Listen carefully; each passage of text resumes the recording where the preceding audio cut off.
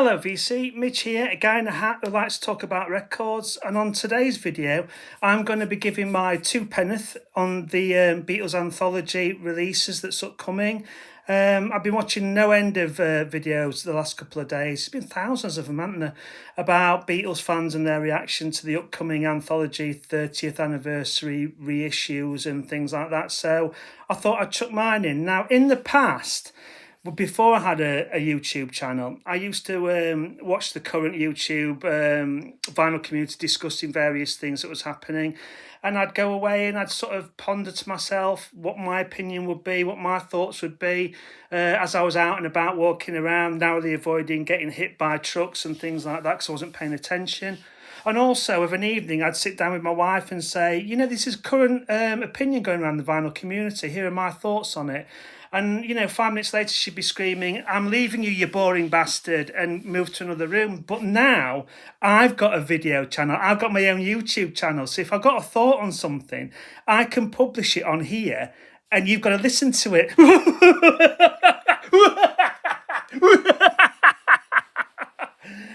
Yeah. And so on today's video, I'm going to be doing just that. Now, I'm sure you've heard the expression, opinions are like arseholes. Everybody's got one. They produce a lot of hot air, and it's not always advisable to post it on a public forum. Now, I can't help myself now. I've got a YouTube channel. I can post my opinion on a YouTube forum. I could post my arsehole as well, I suppose, if I wanted to. But I'll spare you that today. But basically, something else happened this week. A bit of Beatles happenstance or serendipity, whatever you want to call it, happened to me. And it made me think about my whole attitude to Beatles releases and my stance on them. So I'm going to talk about that now. So basically, this week, I received this on the same day that they posted all the info about the anthology reissues and the Free as a Bird 2025 mix. Now, this arrived. This is obviously the Beatles' third single that they released as a two-piece now, isn't it? So basically, this was meant to be the third single off the anthology. But because the technology wasn't up to it, they had a dabble with it. The remaining Beatles at the time included George, and they couldn't get on with it. They couldn't separate John's vocal or something from the track, so it was left unreleased. There was only Free as a Bird and Real Love. There was no third single for Anthology 3. Now, over the intervening years, obviously Peter Jackson got involved with his take of the Get Back film, which I really loved. I thought it was awesome, and he came up with a system called a MAL system. Now, I don't know if you're aware of this, but MAL stands for more amounts of loot, and in it, Peter Jackson came up with a piece of software that was able to extract more banknotes from Beatles fans' wallets. An incredible process. It worked really well on Get Back and the Let It Be box set. I know I bought them. So it worked really well. And so the Beatles thought, hang on a minute, this is brilliant. Let's go back to Now and Then, and using the more amounts of loot software, let's finish Now and Then. So Now and Then came out, became number one, really cool, really enjoyed the track. It was really good. Apart from the video, have you seen the video? Oh God, it's so cringing. It made my sphincter explode. It was that cringing. It's such a bad video. But that aside, the track itself was actually brilliant. But at the time, this 12-inch was 20 quid. And I thought, there's no way I'm paying £10 for each track, especially when the other track was Love Me Do. Even though it was a 2023 mix, I'm not paying £10 for a remix version of Love Me Do. Having said that, there's lots of positives about this release. The cover is goddamn awful, in my opinion. I mean, that is the Beatles' last single. I mean, who thought that was good? That's terrible. It would have been better using the back cover as the front cover, but that aside, the positive things about it, obviously you got the packaging. I thought was really cool. So you've got the Apple label for Now and Then, and you've got the Parlophone label for Love Me Do. But at the time, I thought there's no way I'm paying £10 a track. So I thought I'll wait and see if it becomes it turns up in a sale, which it has done 2 years later. But that's the thing about being a record collector. Sometimes you have to use a lot of patience. But basically, I got this for a tenner, so I'm paying only £5 per track, which I was, I can sleep at night with, more or less. But it just shows you what the MAL software can do. But yeah.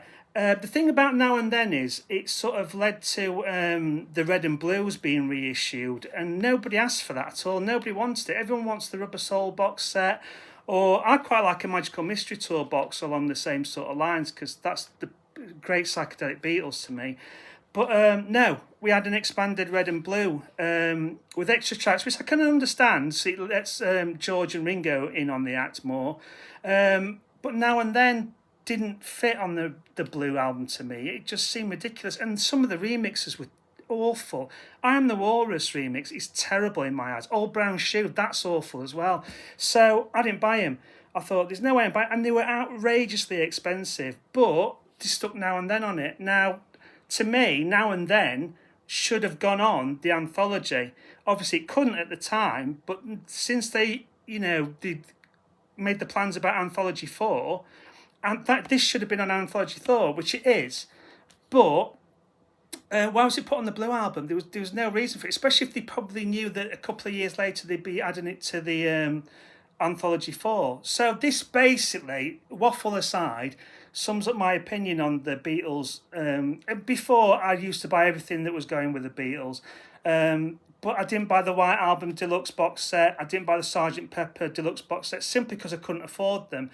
I was hoping, which is what Apple should have done, was to put the extra tracks, the bonus tracks, on standalone vinyl or CD, but they didn't because they knew that people would have to buy the box sets. I did buy the Let It Be box set for reasons I won't go into here, but because it was more exciting, it had the Glyn's Johns album on and things like that. And I did buy the Revolver box set because obviously it's Revolver, so you would buy that, and I would buy a Rubber Soul box set, but I didn't buy the Red and Blues, and I'm not going to buy the upcoming anthology sets because they're massively expensive. And Anthology 4, to me, when I saw the track listing, I was massively disappointed again because I thought, well, where's Carnival of Light? And I know you're going to say, Carnival of Light, unlistenable, why are people clamouring for it? But it's different for me because, I love the Beatles, but I also love a lot of industrial noise and soundscape type albums. So for me, I would really enjoy that, and I would play it more than once, even if it's just Paul McCartney farting through a funnel for 14 minutes. I would buy it because I like soundscapes. And the 27-minute version of Helter Skelter, I'd listen to that. I'd want that. And there's loads of Beatles fans who are more knowledgeable than me that will say there are some extra tracks that are available that the fans want to hear. I think there's an unreleased song from the Magical Mystery Tour. I think it's an instrumental, but I'd like to hear that as well. I've heard it. It's on YouTube, I think, but to be on an official release. But back to Now and Then, I wanted a physical copy, so I had to wait until it had gone down in price until I was happy with the price for it. It's now been added to the Anthology 4 sessions, which is a good idea. You've also got the remixes of Free as a Bird and Real Love using Peter Jackson's More Amounts of Loot software. So, that makes sense. That does make sense. The Free as a Bird remix I wasn't that keen on, to be honest with you. Again, the positive was that I thought that the guitar sounds and the instrumentation in it was better and you could hear it more. But John Lennon's vocal, it just sounded really weedy, really, it sounded like it's a demo. So it sounded like that to me. It highlighted that more, whereas the 95 mix had a bit of a ghostly quality to it, which I quite liked, and it disguised that for a certain... But, there's so many mixes now, you lose track, don't you? You lose track of everything. So that's what prompted me to think about my attitude towards the Beatles and Apple. I mean, if there's something I think is worth buying, I will buy it. I mean, the Anthology 4 track listing just showed to me that they are actually running out of Beatles material now to show. There are a couple of tracks on it that I would be like, I would be keen to hear, but on the whole, the fact that they put on a lot of tracks from the Super Deluxe box sets seems a bit of a con to me, to be honest, and there's plenty of things they could have put on it. So having said that, and you can't get it separately either. You have to buy the box sets to get them all. So if they released Anthology 4 as a standalone vinyl set, would I buy it? Well, to be honest with you, absolutely yes, I would buy it. Yes, I would, because I'm an idiot, and I would buy it for complete's sake. But the track listing, I think, is quite disappointing. But I can understand why they're releasing the anthology again, because it's 30 years later.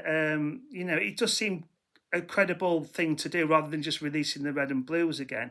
So basically, all the videos I've watched on this have been largely negative, but I wanted to talk about basically the anthology themselves, because I think that people have forgotten what a big deal the anthologies were at the time. So I'm going to do a quick review of each anthology album. But before I go anywhere, obviously at the time I was a huge Beatles fan. I was working in a record shop. So for me, I got all the Beatles anthology albums. I got the Beatles Anthology DVD box set. Really enjoyed the programme. Looking forward to watching that again. I got the Beatles Anthology book, which was cool. Lots of unseen photos and things like that. Huge book, really great. And also somewhere around here, I've got the Beatles Anthology. I watched the Beatles Anthology Underpants, but I can't see that at the moment. So basically, I bought everything, to be honest with you. So now I'm just going to go through a quick review of each anthology album. To sum it up, so you don't have to watch to the end of the video if I'm already getting on your nerves, if you haven't got the anthology albums, and I don't know when they were last issued on vinyl, they originally came out in 95, 96. I don't know if they've been reissued since then or whether they're still on catalogue. The only one I do remember is that I think they were reissued when, do you remember those Partwork magazines? And they start, where you buy the first issue for 99p and then you sign up basically for the next 20 years of your life and you're paying like £250 per issue. And when you get to the end of it, you suddenly realise that you don't want a full-size nuclear submarine model in your front room and your wife's doing a wedding because it's extended beyond the patio doors and you can't shut them, and that sort of thing.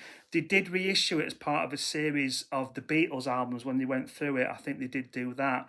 But as far as I know, they might have been off catalogue for a while. So if you haven't got them, even though the box sets are expensive, I think the anthology albums are superb, and I'll go into that, why I think that in a minute. But yeah, otherwise, I'm not paying out for a box set where I've got 3/4 of it and it's just the Anthology 4, which probably at some point they will release separately, but that's just my opinion. And, here I am to show you my opinion stroke arsehole. But my opinion and my arsehole is basically, it's pretty clean, to be honest, and it's well bleached. So, you'll see that in a minute when I start talking about the anthology albums. But the anthology albums are great, basically, yeah? And I'll go through them now to show you why I think they're great, okay? So first up, in 1995, you had the first anthology. I think this is often seen as the lesser of the three because it's the early material, but I think this is amazing. It's just as wonderful, I think. You've got, obviously, the track Free as a Bird, which is the first time the three Beatles worked together on a track. That was a huge deal at the time. They were referred to as the Three Tools by some wacky music publication, and that was great. Just seeing them chat together and work together was a big deal in itself, and obviously led on to the anthology series. But this is great. It's like a historical document in a way. I mean, the anthology albums tell the story just as well as the program did. And there's some sort of like really historically important recordings on here, which is, I think, is really cool. It's like a museum piece in a way. And I don't think as much love and attention has been lavished on a Beatles release since the anthology series. The amount of care and attention that was put into them is brilliant in my eyes. You've got like That'll Be the Day and In Spite of All the Danger, the first single the Beatles recorded at Percy Phillips' house, where you could go and record your own singles. So the 78 RPM from acetate from there that is still in Paul McCartney's collection, I think. So that was great to hear. And you've also got the Beatles Decca audition tapes, some really charming rock and roll standards on there, which was great to hear. Three Cool Cats, The Sheik of Araby, Searching. It's just great. And then it goes on to how do you do it? The single that George Martin insisted that the Beatles record as their first single. Obviously, the Beatles did have a stab at it, but in the basically the Beatles won out and said they only wanted Lennon and McCartney compositions on their singles, and they won, which was really unusual in those days. And it also meant that George Martin became one of them. He was on their side, so that's a great historical recording as well. And you've got lots of you've got speeches from John Lennon, you've got from interviews and Brian Epstein, and that's quite charming. Obviously, you don't want to hear him over and over again, but I always thought that added to it as well. You've also got their appearance on the Morecambe and Wise show that's on here, and the song that they did on that. That's cool as well. That's really great. And then it just I think You Know What to Do was on here as well, which was an unreleased George Harrison composition at the time. Stayed in the vaults until it appeared on here. So yeah, I really enjoyed Anthology 1. It was well packaged as well. Great sleeve notes from Derek Taylor as well, and track by track breakdowns. Obviously a 3 LP set. So yeah, Anthology 1, I still really enjoy Anthology 1. I don't listen to it all the time, but I do pull it out every now and again. My favourite of the 3 is the second one, Beatles Anthology 2. Obviously, I've got to mention Klaus Voormann's great artwork. It's another stroke of genius, putting all the Beatles posters together from over the years, and it goes through their career as it goes through the albums, and they've got the back the sort of canvas backing to it with the track listing. That's another great design on it. But yeah, Beatles Anthology 2, my favourite, because it's incredible.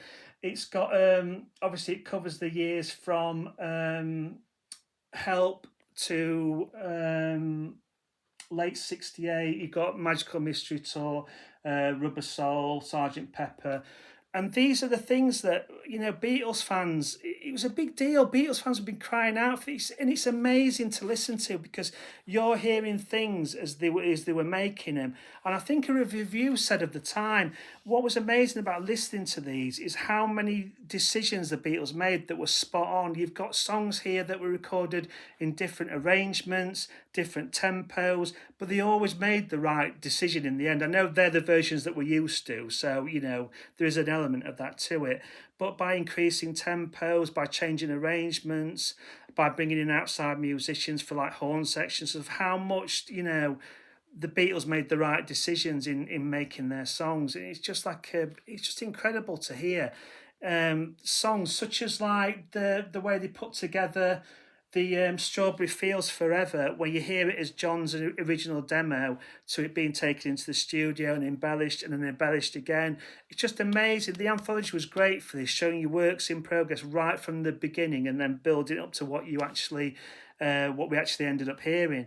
So this is my favourite one for that. It's great. It's also got unreleased Beatles stuff. So it's got the song If You've Got Trouble, which was a Ringo song. I think it was meant for Help.